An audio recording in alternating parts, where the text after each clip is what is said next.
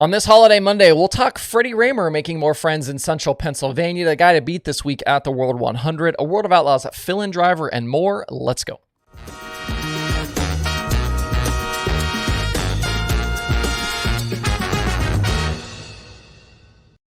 It's Monday, September 4th. I'm Justin Fiedler. This is Dirt Tracker Daily. Happy Labor Day, friends. Hope you guys have a safe day out there and enjoy the extra day off. Eldora Speedway and the World 100 will be a big focus later this week, but there was some dirt late model business to attend to last night. The Lucas competitors followed up Saturday at Portsmouth with a stop at Tyler County for the Hillbilly 100. Dalton Wilson was strong again. He led laps early from the pole, but Jonathan Davenport took over on lap 17 and led all 84 laps then to the finish. It was Lucas win number 7 on the season for Davenport and his first win in over a month. That was his last win was at Wheatland on July 15th. He'd been fast though. He'd led laps in a bunch of races in between, and last night was unchallenged effectively once he got out front. Wilson settled for a second straight podium and still is seeking that first career Lucas win. Brandon Overton was third. He continues to cement that 4th spot in the Lucas Chase standings. One state away, the Baltus Classic was happening at Eldora, and there were a few higher level teams in attendance there getting some laps in advance of this week's World. That list included Ricky Weiss, Nick Hoffman, Josh Rice, and Matt Cosner. Weiss dominated the feature, picked up the $5,000 win. He started outside pole and was out front pretty quickly. Some of those other guys struggled, including Hoffman. He needed a B main transfer to even get into the main event, and then he hit the wall in the feature after charging pretty far up through the field. Eldora now goes quiet until Thursday. We're still a few days out, but I did want to talk about Davenport since he won last night. Headed into this World Week, I'm not really sure how you pick against him for the Globe Trophy come Saturday night. He's won 4 of the last 5 crown jewels at Eldora, and even with some of the changes within that team, even recently, they've stayed fast. And if they're strong again this week, I think the 49 then has to be the favorite for the Lucas Championship, regardless of the insane season we've seen from Ricky Thornton Jr. That year-ending Dirt Track World Championship at Eldora will settle this. Obviously, we're going to get that final 4 from the Lucas Chase, and then those 4 cars will race for the title at that last event. And I think JD clearly has the leg up here. Brandon Overton has been better as of late with 5 straight Lucas top 5s, and I think that team could be peaking at the right time here. They had a rough spring into the summer. They've been better, and I think they'll be looking to bounce back from a rough Dream Week earlier this year. And Eldora hasn't always been super kind to RTJ, although he was very solid during the Dream Week back in June. He won a prelim feature, finished 4th in the final big show. I think those guys, the 20RT guys, need to take some steps forward this week and really try and fine-tune that package for later in the year. They're going to need that if they're going to be able to cap off the season with the Lucas title. Drop me a comment. Let me know what your feelings are for this week as we sit just a few days out from action getting started for the World.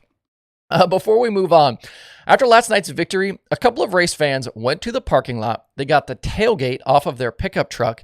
They then carried it back to the pit area so Jonathan Davenport could sign it. As Flow Racing's Kyle McFadden tweeted, things you really only see at the Hillbilly 100. In Pennsylvania last night, we had dueling 410 sprint car shows with the Dirt Classic finale going on at Lincoln and then sprint cars at Selinsgrove. Definitely seemed to split the cars and the fans. I think we had 30 cars at Lincoln and 25 at Selinsgrove. I know some haven't been super thrilled about Lincoln's move to this kind of new 2-day version of the Dirt Classic, so we'll see what they do for 2024. I think how things went over the last couple of days in terms of the success of the event, ticket sales, that will make a big headway into what they decide to do for next year. It was a great race last night, though. We had some drama and a fantastic finish. Brent Marks topped Danny Dietrich right at the line after Dietrich threw a Hail Mary slider on that final lap. He then pounded the turn 4 wall there trying to catch it. It was back-to-back event wins for Marks. As for the drama, Freddie Rahmer continues to make friends. Last night, it was Tanner Thorson. Rahmer threw a move at Anthony Macri into turn 1 that I think everyone in America knew wasn't going to clear. And instead of leaving that outside line open like you usually see when a guy throws a slider like that, he just kept drifting up until he and the 71 of Macri hit. And this wasn't one of those sliders across the nose where the car on the outside could have lifted. This was a door slam that sent Macri spinning down the racetrack. The incident collected Thorson's 58, and he had words for Rahmer under that caution. He also had to be restrained by the track workers. It's hard to fault Thorson there for being upset. And I know Rahmer and Danny Dietrich have had issues in recent weeks, but last night's move was one you expect a guy like Rahmer to be smart enough not to make. All 3 that were involved were fast, and it took them all out of contention, and it didn't really need to happen. At Selinsgrove, Brian Brown topped the mayor Dylan Cisney and Ryan Smith for that victory. Attention in Posse Land this week will now shift to Port Royal. They've got the Labor Day show tonight, and then the Tusky 50 starts on Thursday. Big week of sprint car racing coming up in central Pennsylvania. Up in the Northeast, Matt Sheppard picked up the New Yorker win at Utica Rome. He topped Billy Decker and Rocky Warner for the $12,000. Next short track Super Series event is that big Fonda 200 weekend that pays $53,000 to win. That happens here in a couple of weeks, September 14th through the 16th. And I don't think I mentioned this yesterday, but Andy Bacchetti was the Super Dirt Car Series winner on Saturday at Lebanon Valley. It was his third straight Mr. Dirt Track USA title. He picked up $15,000 for the win. Super Dirt Car Series is at Weedsport this coming Sunday, and Super Dirt Week still looming here in a couple of weeks. At Angel Park last night, it was an all Keith Kunz at USAC midget podium. Ryan Timms came out on top of a nice battle with teammate Gavin Miller. Jade Avedissian made a late move around Logan Seavey for the top three lockout. Seavey, though, able to extend his already fairly large championship lead. USAC midgets will do it all over again tonight in Sun Prairie. We'll see if anybody can track down Seavey here. They still got quite a few races left, but that lead is pretty big right now over Justin Grant.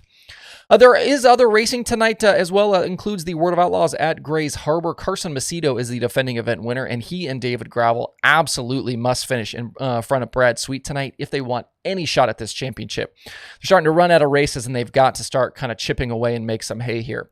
The gap is 78 points right now back to Gravel, and there's only 20 race nights left, and of those 20 race nights, not all of them are for points.